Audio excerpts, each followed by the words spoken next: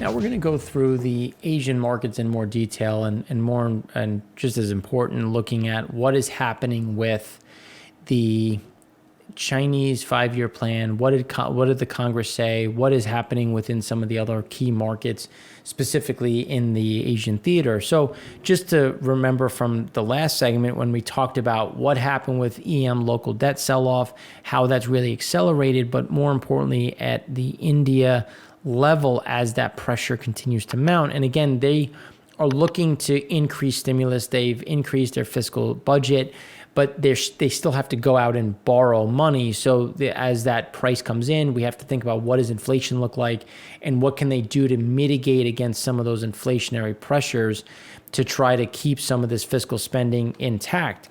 So let's just kick off with kind of where Japan is right now. As you can see, they've seen a pretty steady decline of COVID cases, but now starting to creep back up, which we're seeing something similar with March so far, where March has remained kind of in a standstill, where things got better and then they just kind of flatlined and now starting to shift higher a bit, which is why there's remaining a certain amount of lockdowns with about 48% stringency index. And so far there hasn't been too much said about if that will, how much of that will remain. It's likely enough to keep us at least 45%. But jobless claims remain elevated. Cash concerns remains elevated. But then when we look at just total electricity demand, that started to slow. And then obviously transit activity in general remains problematic when we think about what is happening in Japan, because it is obviously one of the largest economies in the world. But people are starting to feel a little bit better about what the position looks like now that cases are still down. So they're still moving in the right direction. Nothing ever goes down in a straight line. So it's not something to get too concerned about, but it's something to just watch to see how much of this is going to limit their reactivation of activity and getting people back into the market in general. So then when we think about, okay, well, let's pivot now to India. So new COVID-19 cases have accelerated from the low point of February 21st. They're now up to 114,000 off the low of 75,000, which has increased their total active cases. Again, it is not across all of India. It is very specific to specific provinces, which is why that lockdown index has started to increase, because they have items in place to limit the amount of, to have it be provincially based, but net there is going to be pressure on activity because we're starting to see the stringency index move up, not down. So then when we start to look at, okay, well, let's look at consumer sentiment remains depressed. These are some of those headwinds that we continue to see in the Indian recovery, which again, it's not unique to India. We're seeing the same thing in Europe. We're seeing the same thing in the US, where especially in Europe, we're starting to see some creep back up in cases, and we're hoping in the US that we get to avoid that. But one of the most exciting pieces of this chart is obviously the vaccinations. So the vaccinations continue to increase. Obviously, India has way more people than the US. It's so that it's going to take longer, but to give you an idea, it's still moving in the right direction, which is still a net positive in general. So then when we look at the South Korea high frequency indicators, here's where you start to see those new cases, where new cases remain fairly elevated, kind of at the lows from early Feb, coming back up a bit. But again, there's not enough to change the overall index of getting people feeling better and back into the market in general.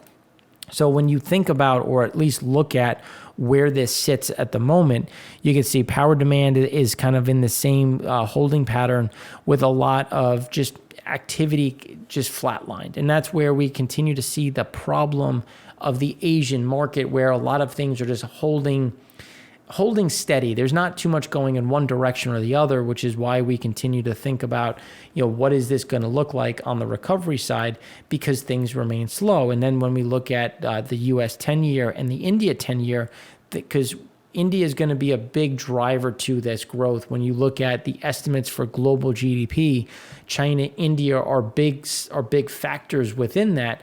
But when you just look at how the US 10-year has gone up since the beginning of January, the Indian 10-year has been fairly stable. Now it's starting to catch up. And again, that's going to make what they do more costly on the back end of where this is going to go in the longer term. And then just looking at some of the headlines coming out, when we look at tomorrow the U.S. has the 30-year bond opening. So we're going to have to look at, well, okay, the 10-year was kind of neutral, slightly bearish, but neutral based on it came in pretty close to expectations. But the 30-year is going to be the next wave, which could put more pressure, especially on the Indian side as inflation creeps higher. Then when we take that and look at, okay, well, the yield curve has flattened for the most part, but it's still shifted up shortly. So we have some flattening, but again, it's shifting up, which is just weighing on still that borrowing cost because it's costing more across the whole curve, not just the long end of the curve. And that's where it becomes a harder fact of trying to not only roll old debt, but then issue new debt on top of the roll to try to stimulate that the fiscal side of the Indian economy. So the renminbi, the RBI is using three means to deliver accommodations to try to keep yields in check: bond purchases, forward guidance, and suppressing market yields by paying higher underwriting fees on government debt issuance. It has managed to flatten the sovereign yield curve, but it has had little success in preventing an upward shift in the curve, which has been driven by increased government borrowing, rising fuel prices, and a global bond sell-off. Again, these are all things that are not going away anytime soon. We think the RBI needs to complement its bond purchases with a rate cut. A 1% point cut in the policy interest rate tends to lower the 10-year sovereign yield by 31 basis points, according to our model being Bloomberg Economics. So those are things to consider when we're looking at how is India going to try to attack this issue of rising yields. Inflation has come back within their spread. So they have the ability now to cut on the rate side, but because they had a surprise hike in order to bring inflation in check. So how much is inflation going to become a bigger issue as they have gasoline prices at all-time highs? Now, shifting gears a bit to Japan again, just because this is also a bigger issue when we look at the overall household spending. So the household spending survey was down 2.1%. Instead, in January, it was down 6.1%. So Japan continues to see pressure on spending internally as the demand remains lackluster within the Japanese economy. And that's something that we continue to see throughout many of the Asian nations, not just in Japan. But if you think about Indian exports and where are they going in the world, these are types of pressures that are going to remain of trying to get their capacity into the market. Now, when you look at some aversion or reversion of pressure in the market, you can look at the Chinese iron ore inventory, which is seasonally normal. So they had this huge run, but now it's starting to normalize, and they've shuttered a bunch of steel facilities because steel inventory is at a multi-year high. They overestimated demand. They overestimated where things are going. So this is where we have to look at it. It's like, okay, well, is the Chinese economy slowing, or did they just think things were going to be way better than they were, and they're really kind of just clipping along at that reduced rate? Because there's a lot of hope and or views that the Chinese economy is very robust, but things have taken a turn, and we're seeing things be fairly slowish. And again, slowish is relative because they're still doing better than others, but they were also the first in, first out of COVID. So these are things that we have to consider as we look into the rest of their economic drivers. Because when we look at just, well, what are their activities? What are they doing? Well, let's look at the Japanese residents and their purchases of long-term debt securities, because China and Japan are the biggest owners of U.S. treasuries. So if you think about Japan slowing, China slowing, well, are they going to be sellers of U.S. treasuries to pull dollars forward? Japan won't need to be as aggressive. Well, we know that China has been more aggressive in terms of trying to pull some of this capacity into the forward market and build up some of their protection on the cash basis.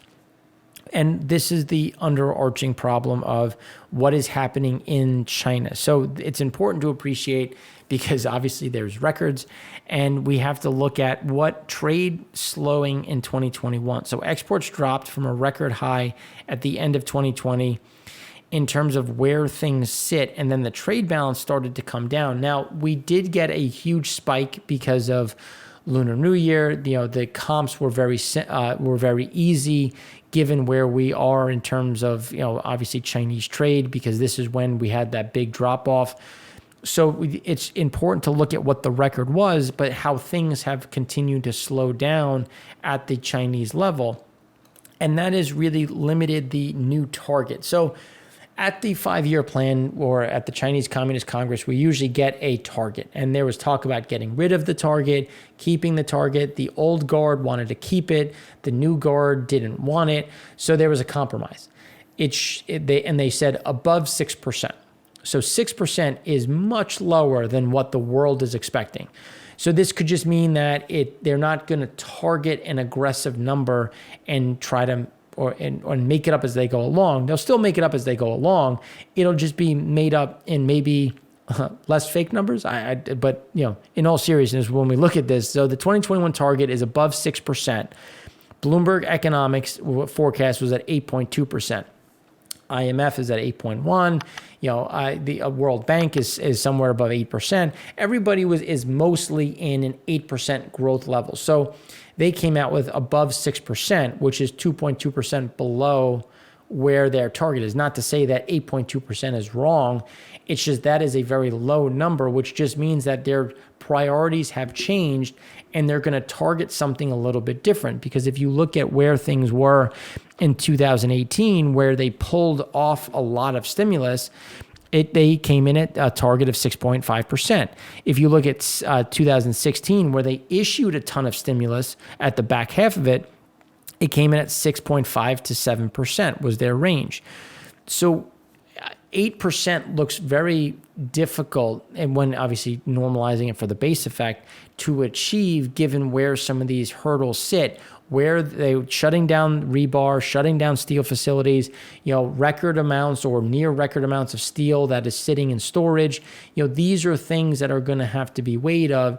How much time does it take that inventory to go through? And the PPI continues to rise in China, which is being exported into the rest of the world, which means that their exports are going to get more expensive.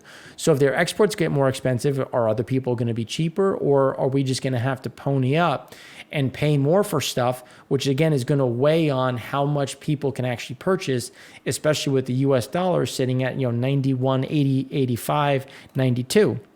So thinking, keeping that GDP in mind, let's think about the 5-year plan. Now, what is the target of R&D? Because R&D is such a big piece of trying to catch the US and surpass. So they're saying that it's going to be at 7% annual growth. But China's R&D spending grew by an average of 11.8% annually over the past 5 years.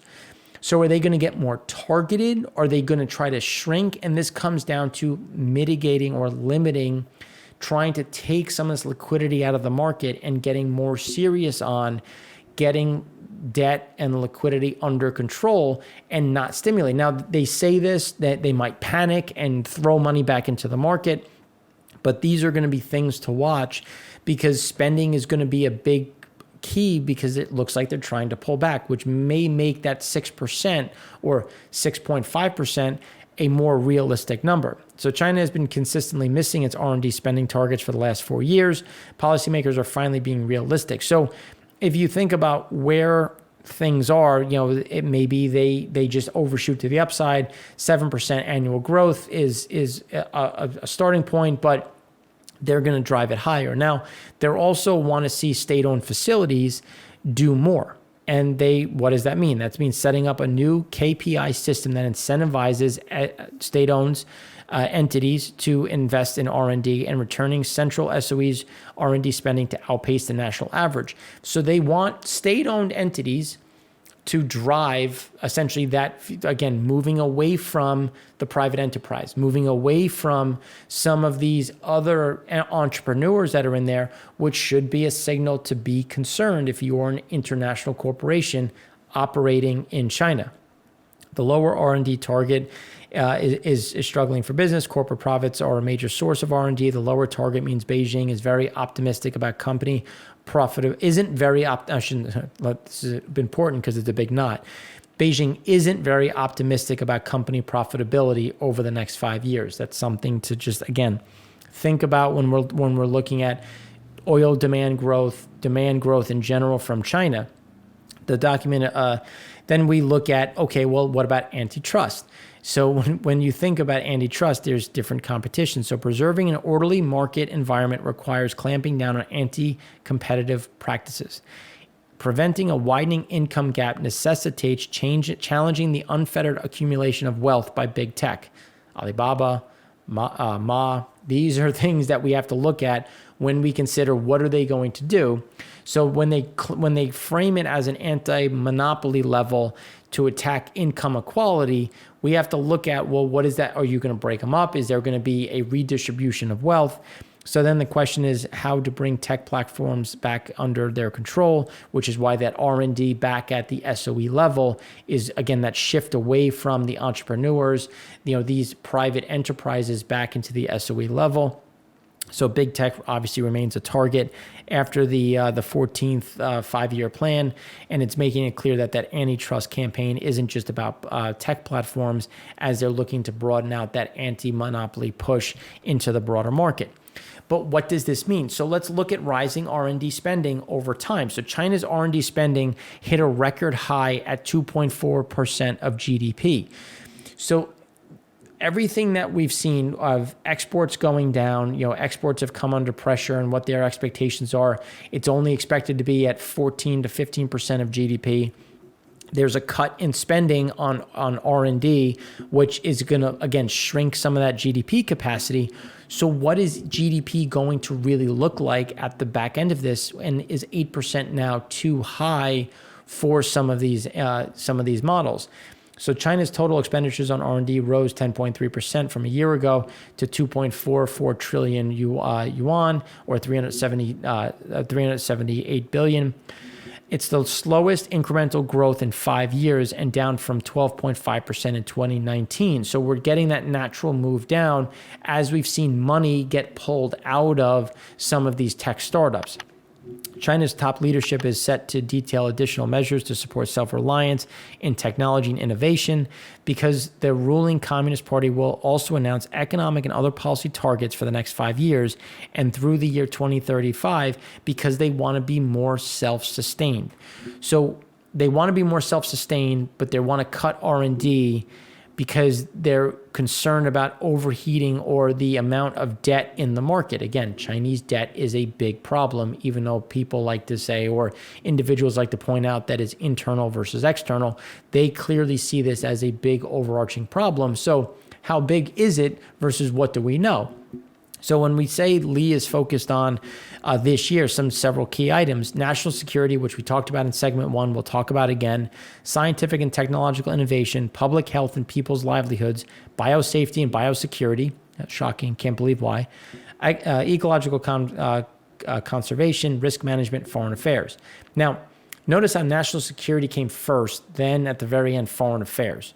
Even though they should be kind of linked to each other, but national security is going to become a bigger issue. And as I wrote previously about the microchip and semiconductor shortage, this is going to be a bigger overhang when you think of scientific and technological innovation, because they need, or they're looking to decrease their reliability or their reliance on the international market. But where is that convergence? So the ranking gap between the US and China has steadily narrowed on the innovation index. But when you look at what happened in 2020, you had a general slowdown in R&D spending. You had a general slowdown in innovation because people were sitting at home, couldn't do as much. But now the US has seen a record amount of new businesses open up. And China is looking to get away from the innovators and entrepreneurs and more towards the SOEs. So how does a state-owned enterprise do versus a private enterprise? And this is where the communist versus capitalist, or whatever you want to call China, because people will fight me on the fact that it's not a real communist nation. But if it walks like a duck, talks like a duck, acts like a duck, it's a duck. But when you look at kind of where things are right here, this is the view of China wants to close this gap. So will we see that panic and start to see that investment, not only to drive GDP growth, but also to try to close the gap with the U.S. And this just looks at world's 60 most innovative economies. And this speaks to the ASEAN 10 and the RCEP deal, because the first is South Korea. That's, again, part of the reason why we want to look at South Korea. We look to them as friends. Singapore, same thing. And when we start to look at some of these other areas, like when we start looking at Malaysia, Indonesia, Vietnam, you can see here Vietnam is lit up that in that top percentage, and is so important for where we're going to sit overall and how we want to try to build out our network in that region and outsource. As we said last week, and I wrote in the microchip piece, we're looking to share data. If you're willing to come under our umbrella, and we're willing to share know-how with alliances in the area, and that's Vietnam is one of those growth prospects that we continue to like and talk about. So when we think about, okay, let's take this map in our heads, and let's take the 5-year plan. So the 5-year plan emphasizes technological innovation as a national strategic imperative and called for developing cutting-edge technology. So this is the conundrum of, well, R&D spending is getting cut, but you want artificial intelligence, quantum computing, semiconductors, neurosciences, genetic research and biotechnology, advanced clinical medicine and healthcare, deep space, deep sea, and polar exploration. So they want to move the Belt and Road Initiative into the Arctic. That's something that they've talked about. But semiconductors keeps popping up, because when you look at sanctions and you look at Huawei, you look at some of the pressures in general, these are things that they view as pivotal for not only military use, but also advancing their views and deterrence against the U.S. as we look to build assets within striking distance of their coast, as we talked about in segment 1. So then when we look at foreign direct investment, Chinese direct investment into the EU have waned due to restrictions in both China and Europe. So Chinese FDI transaction in the EU has gone down, but market access, total government contracts awarded to Chinese companies, has gone up. So we're seeing some bigger contracts come into Chinese companies, but the general FDI or foreign direct investment has started to come down when you look at just what this is. So total government contracts awarded to Chinese companies is bigger. We're at that, almost 2 billion euro. But then when we look at total FDI or foreign direct investment, it's coming in at the lows, which again just shows just how pressure remains on, even though there's talk of the EU-Chinese trade deal opening up trade, we continue to see that there remains pressure in that market in general, which is why when we start talking about debt servicing, because all of these things come to pass when we talk about how much does it cost Chinese debt servicing capacity. So the U.S. in 2007, 2008, you can see where we were at that 18%. But now, just given where rates are, where things are, we're at about, let's call it 14.5%. China now is sitting there at about 25%. So China debt servicing costs in China are very, very high. The other problem is Chinese households are as levered as U.S. ones, and they have now surpassed U.S. households. This is where the debt bubble and the debt problems come in, which is why they're trying to take this so seriously when they're looking at ways to mitigate and to shrink the PBOC balance sheet and to take some of this liquidity out of the market, which we see here with the China central bank balance sheet continuing to go to all-time highs, sitting currently at about 3.9 trillion. They're looking to pull this back, but every time they try to do it, and you can see it all the way through from 2016, they do it, panic, do it, panic, do it, panic, and they continue to see this move up.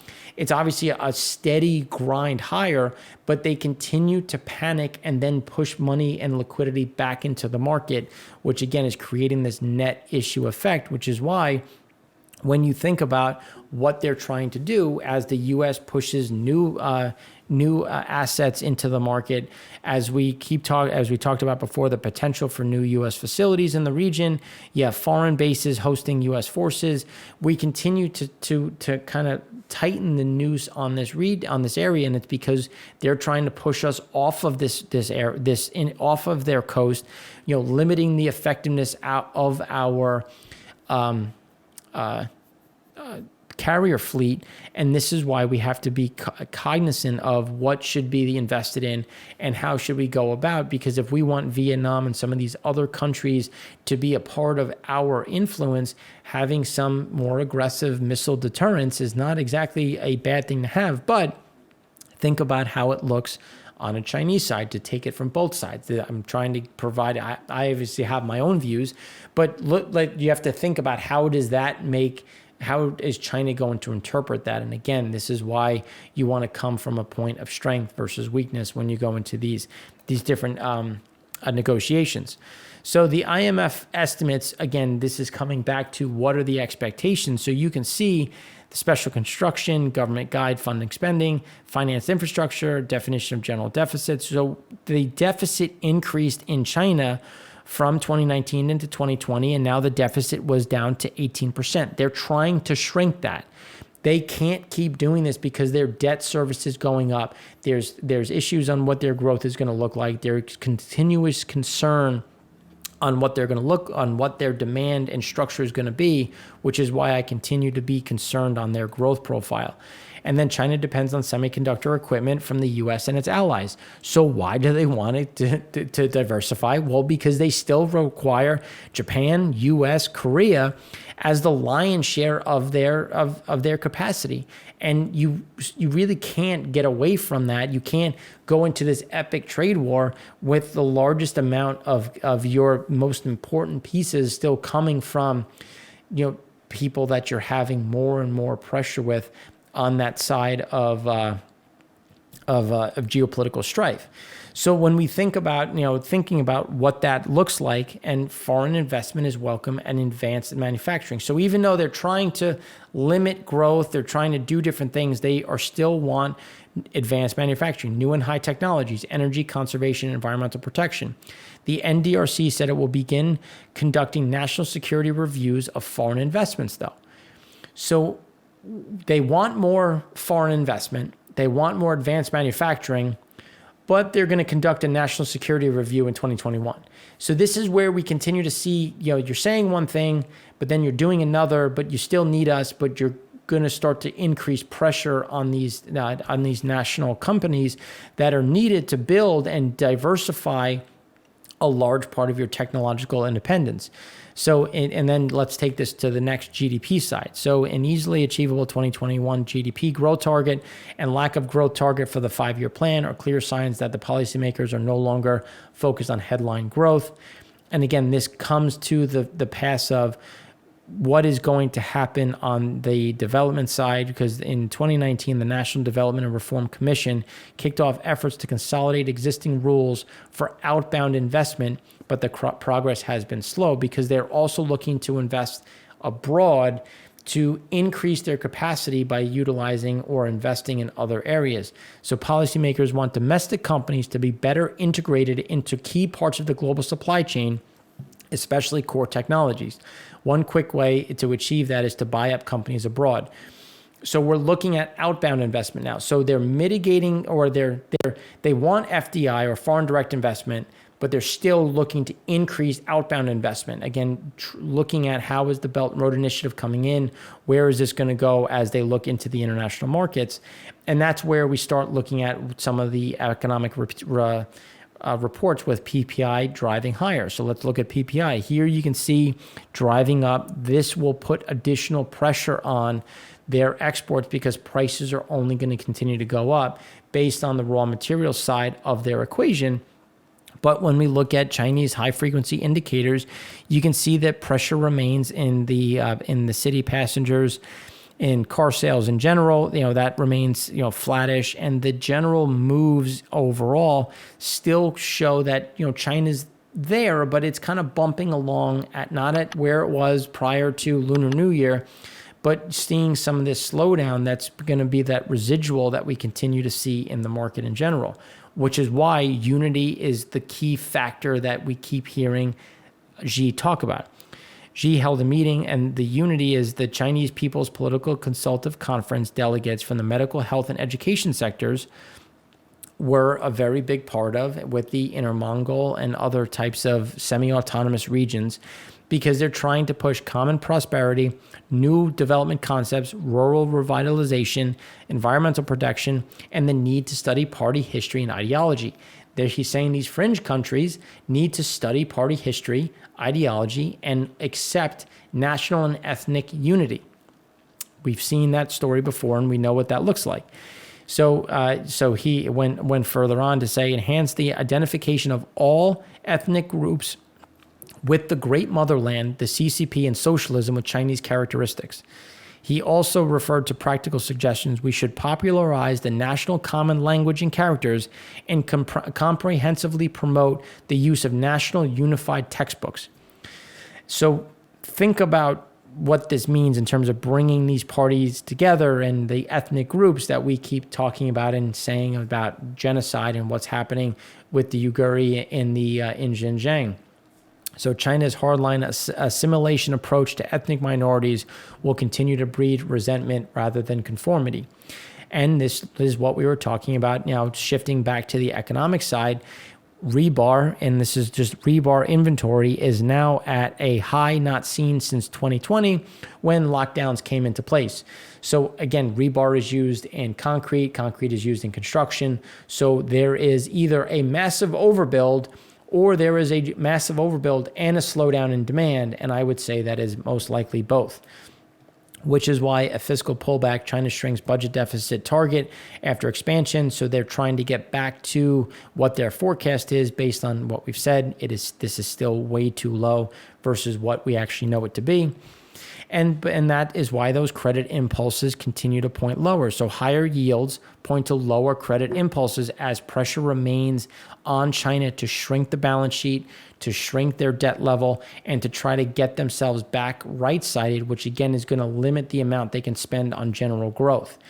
And this is just looking at the Chinese trade. So here you get the big spike in exports.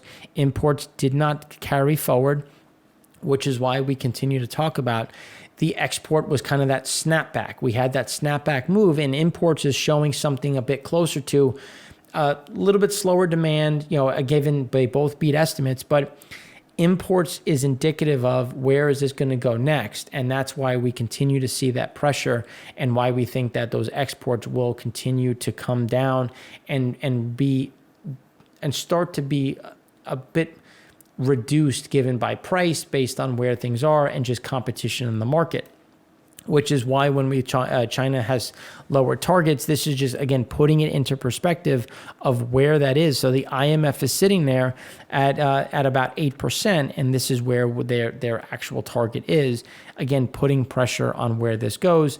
So just using that chart as a map. So the 5-year plan, simply put, it mandates local, regional, and sectoral planning documents executing the national FYP goals. It pushes harder than ever before on on-time completions on binding targets. Local official implementation efforts to their performance evaluation system. Making the FYP more authoritative is just the latest way Xi is exerting more control over local policymakers.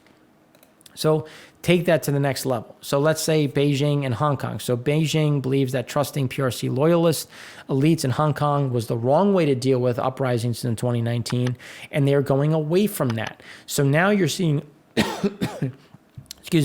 Hong Kong focus on planning away from using people on the ground to make sure that they can deter what happened previously and bring Hong Kong to heel and essentially tell them what they're going to do, not ask for their opinion, which is a very different strategy from 2019. So now for all these quotes, when you see me reading, they're all coming from Trivium and from other resources that I pulled together. If you don't subscribe to Trivium, I highly recommend it. They're fantastic in general. But just to wrap up, because I think this summarizes the the 5-year plan well, 3 core key targets were adjusted to reflect policymakers' outlook of the economy and just what's going to happen in general. There is no annual GDP growth target, allowing more flexible adjustment to economic policies in years to come. Expectations for the service sector contribution to GDP were lowered in response to concerns that resources flowing in the service sector, property and finance, will hollow out the industrial and manufacturing sector. Digital economic contributions to overall GDP is set to hit 10% by 2025, up from an estimated 7.8%. National security is the key theme, with mandatory targets on food, energy security, technology. These are things that we have to look at and consider when we're weighing what is the U.S.-China policy going to look like as China goes into what appears right now as a active slowdown or a pause on some of their global stimulus. So I know we covered a lot. Hopefully this was helpful. There's a lot of data and points to touch on. So if you have any questions, comments, please let us know in the comment section. You can find me on Twitter. You can find me on LinkedIn or by email. And again, we appreciate the back and forth and your input. So thanks again for watching. I'm Mark Rossano, founder and CEO of C6 Capital Holdings, coming to you from Primary Vision Network.